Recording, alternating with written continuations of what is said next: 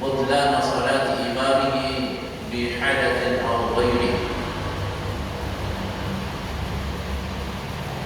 Faslun inilah satu pasal. Jadi pasal itu adalah yang menjadi faedah antara bahasan pertama dan bahasan kedua. Jadi dari keempat asal. Jadi sebelum adalah tentang rukun-rukun solat. Nah kemudian lanjut tentang pasal yang mengenai syarat-syarat qudwah. Jadi syarat-syarat qudwah ada asyara an la ya'lama butlan salati imamihi bihadatsin aw ghairi.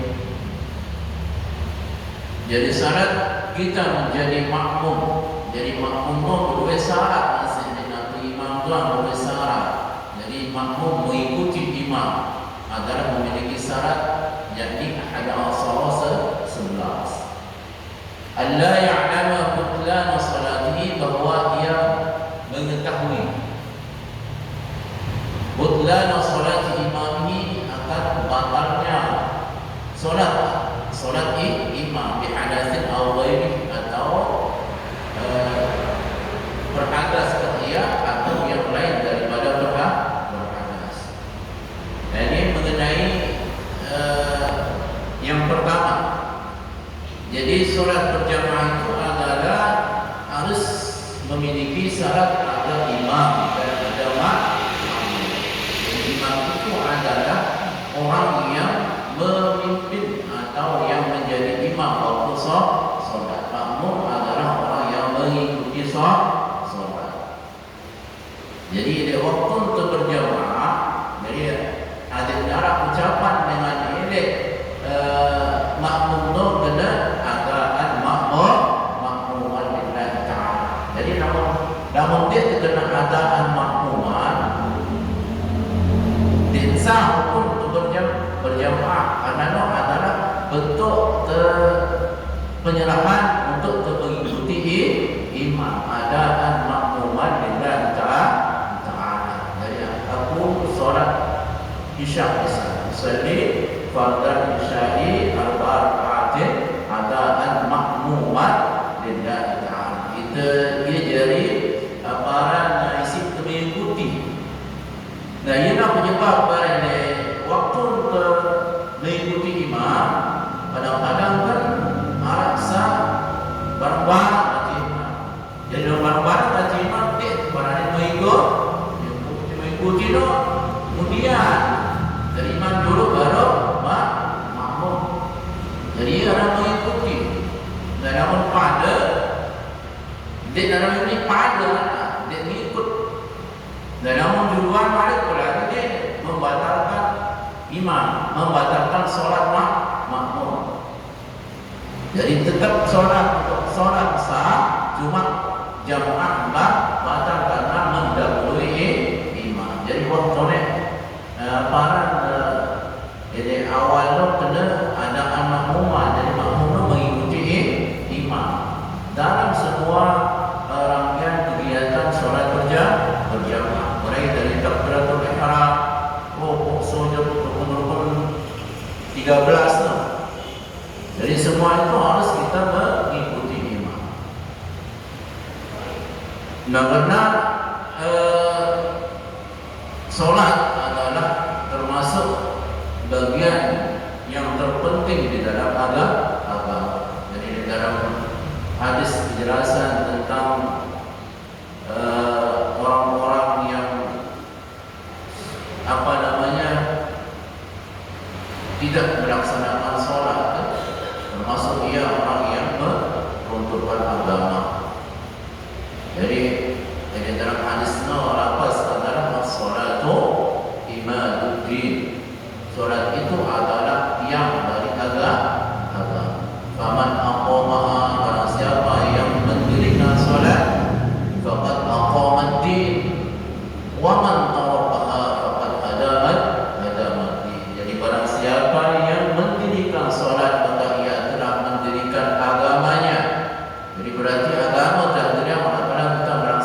sholat. Kemudian man tarakaha, dan barang siapa yang meninggalkannya, faqad hadama, sesungguhnya ia telah membenturkan agama. Berarti agama itu terbentuk dari para penganut agama itu melalui pelaksanaan ibadah sholat. Jadi namun sholat dan beragama otomatis tidak meninggalkan sholat. Jadi termasuk masih ibadah-ibadah pelaksanaan sebagai rukun-rukun Islam adalah suatu kewajiban rukun-rukun Islam. Pertama, baca 2 kalimat syahadat, mendirikan sholat, puasa, zakat dan haji. Jadi sedangkan adalah bagian-bagian yang harus kita dirikan agar kita termasuk orang yang beragama. Jadi agama itu adalah turunan isi Allah melalui Nabi Muhammad SAW untuk menjadikan umat manusia itu menjadi pertama agar memperoleh rahmatan lil alamin. Jadi Allah yang mengatur, Nabi itu atur. Biasa yang banyak-banyak kan semua itu horas. Kalau banyak dulu pada harga menunjukkan yang lalu menang. Kenapa? Karena itu beda atur waktu. Sedangkan Allah sama atur. Kita berdua kehendak, berdua keinginan. Namun anak-anak Allah yang memiliki keinginan, maka keinginan Allah lah yang akan kita ikuti. Hari kita selamat di dunia dan akhirat. Jadi alhamdulillah kan masuk itu bulan Rajab. Jadi bulan Rajab ini adalah termasuk dia bulan-bulan yang dihormati. Maka terhormati karena kita dilarang untuk berperang, kemudian dianjurkan untuk bertaubat, karena termasuk bulan Rajab itu adalah syahrullah, bulan-bulan Allah. Wa Sya'ban syahri wa Ramadan syahri ummati. Dari bulan Allah. Kenapa Allah memiliki bulan? Jadi untuk kemanfaatan sebaik-baiknya untuk melaksanakan ibadah, terutama sholat. Jadi waktu sholat sewajib, sunnah. Jadi manakala terselesai sholat fardu, sholat sunnah, sholat rawatib. Jadi yang mengiringi sholat fardu. Jadi ia terkerjakan keparanin sholat sunnah, qabliyah, ba'diyah yang nantinya itu berfungsi untuk menambah dari kekurangan dari segi waktu, dari segi kemusukan, dari segi kurang sholat itu. Lagi mau dikerjakan sholat sunnah setelah maghrib, ba'diyah 2 rakaat, kemudian sholat taubah, kemudian sholat hajat setelah maghrib daun. Jadi 6 rakaat dan 3 kali salat. Maka perlu sholat sunnah taubat, karena dari semua yang ada berpotensi untuk melakukan dosa, dari semua panca indera, pendengaran, penglihatan, kemudian berfikir pun ada pasti mendatangkan dosa. Jadi sebaik-baik dosa itu adalah minta ampun kepada Allah. Dia suruh sholat sunnah taubat. Jadi untuk apa? Untuk merasa bahwa kita selaku manusia selalu dan tak pernah luput dari salah dan alfa. Jadi al-insanu mahallul khata' wal nisyan. Jadi manusia itu adalah tempat salah dan tempat lupa. Oleh karena itu sebaik-baik kesalahan, sebaik-baik rasa lupa itu kita lakukan sholat sunnah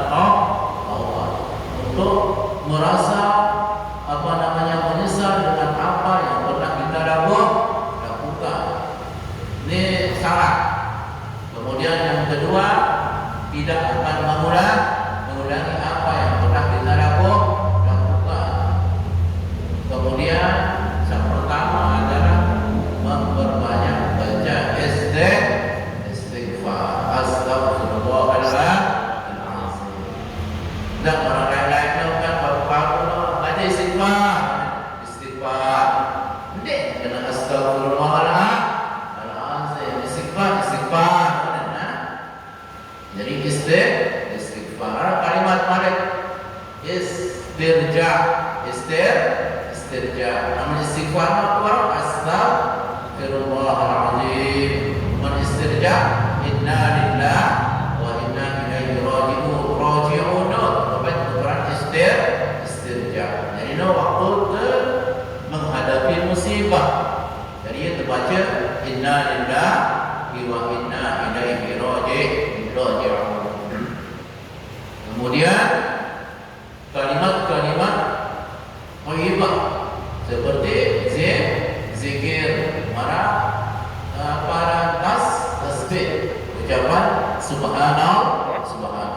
Ini berbanyak untuk membaca tasbih, kemudian tahmid, alhamdulillah, dan takbir, Allahu akbar. Ini sebenarnya tasbih.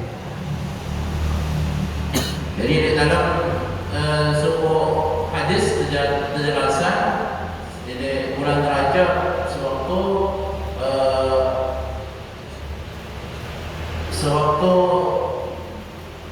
Ibnu Mas'ud berkunjung ke Rasulullah SAW, dan setelah berkunjung pas olehnya kebetulan si sahabat beliau Ibnu Mas'ud waktu berkunjung ke Rasulullah. Apa kepada Rasulullah? Waktu kepada bahwa saya berzikir hamisan mukhlisan dakhala al-jannah. Rasulullah saya berzikir dengan keadaan khalisan mukhlisan, jadi dengan tulus dan ikhlas, maju demi niat karena Allah, tidak karena macam-macam, bukan karena ujub. Dan ini sifat-sifat amaran kotor hati yang kotor, ujub, dan merasa bangga pada diri sendiri. Kemudian takabur, sifat sombong, merasa lebih dari orang lain. Nah, jadi sifat-sifat ini adalah ia membuat hati itu menjadi hitam. Jadi seperti titik-titik searah ini dalam hati. Nah, titik-titik inilah ia dibawa dalam sumber sinar-sinar nur ilahiyah. Sekat berzikir sehingga hati dia keras. Qaswatul qulub itu barangnya. Jadi kerasnya hati itu mengakibatkan tidak mampu untuk melaksanakan zikir, karena cahaya hati ini padam karena penyakit hati. Ia terangan dengan apa? Dengan banyak kita berzikir. Jadi serana barang siapa yang berzikir dengan tulus dan ikhlas, mengharap pahala dari Allah Subhanahu wa taala, ia akan masuk surga. Jadi di hadis masih penjelasan tentang barang siapa membaca kalimat la ilaha illallah dakhala jannah. Jadi si mudah manakala kita berzikir. Jadi ia fungsi. Jadi di dalam solat sunat taubatmu untuk bergugurah segala dosa-dosa yang pernah kita lakukan melalui bertaubat. Jadi harus arah upaya jalan untuk kebebasan diri.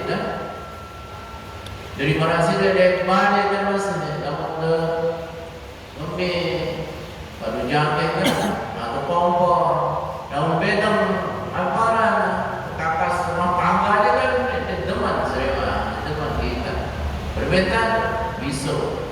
Dari hati masih terbisu, dosa-dosa terbisu baru taubat. Jadi dia isi kan. Tapi taubat yang paling utama kepada ini adalah taubat nasuh. Mungkin seorang atau tidak mungkin sehari kelakuan dan merasa menyesalnya. Mendengar nyesal itu berarti masih dia melakukan perbuatan dosa, berarti dia masih bersalah. Nah, barangkali berkaitan mari saja hablum minan nas, saja sesama manusia. Jadi beromboklah aparat, berombok syarat taubat itu paling sikit. Berombok siapa harus meminta maaf kepada orang tempat kita bersalah.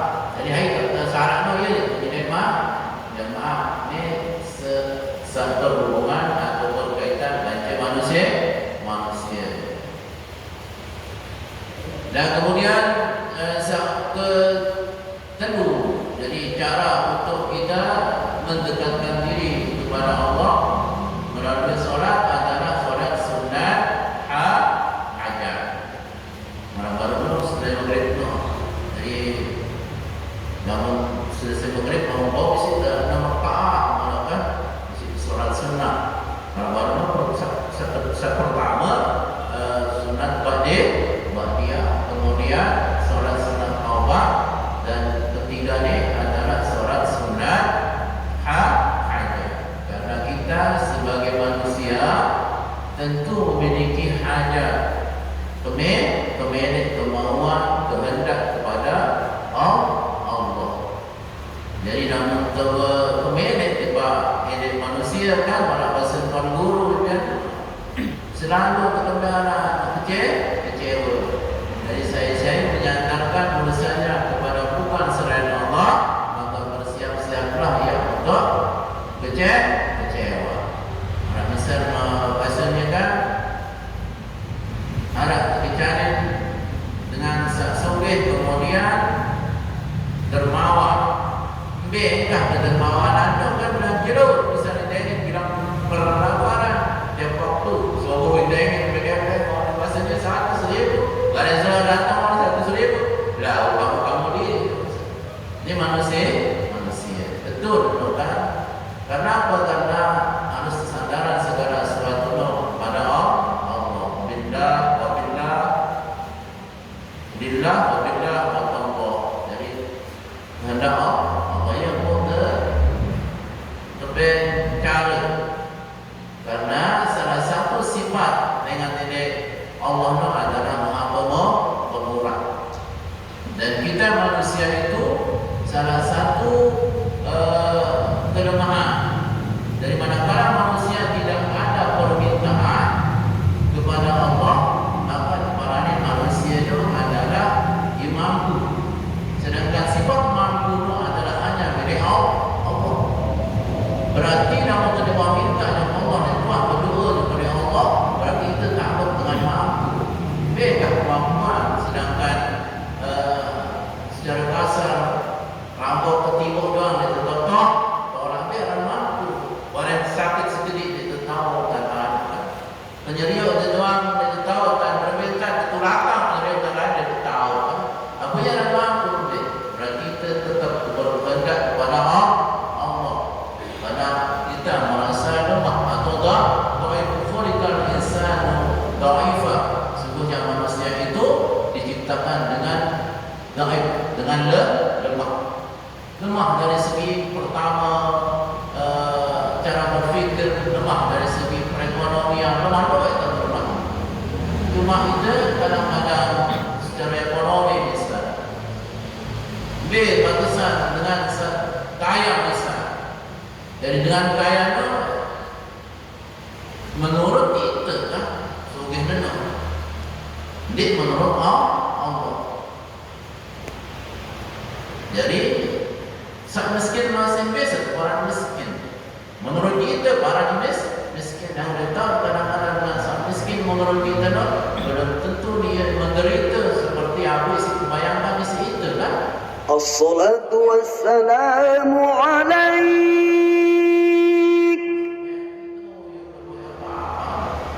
Boleh molah itu mikir. Kalau dia tak ada dalam kan boleh jadi dia Tapi si Allah Subhanahu wa taala kaya ano untuk menutupi segala kesusahan.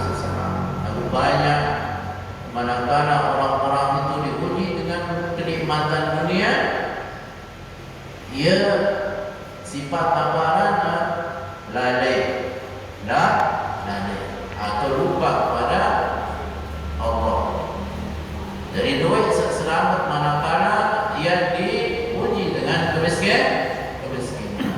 Misalnya contoh zaman Rasulullah meraksana sahabat.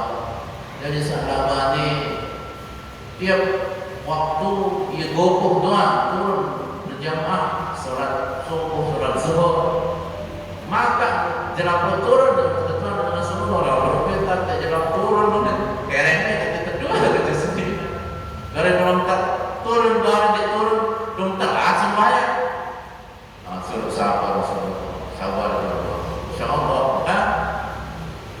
Tetaplah kepada sampai-sampai izinlah baca doa kepada Rasulullah. Ada ketika ni mana-mana tu boleh keren dulu juga. Dengan manusia wajah kan mereka masih menderita kan, milih doa hari besar sontek ada sebab ni kemarin itu kan kemana-mana ya keren tak lalu si ekor zikir nampak bayang langsung angkat dan beri zikir. Jadi ibarat dengan kebiasaan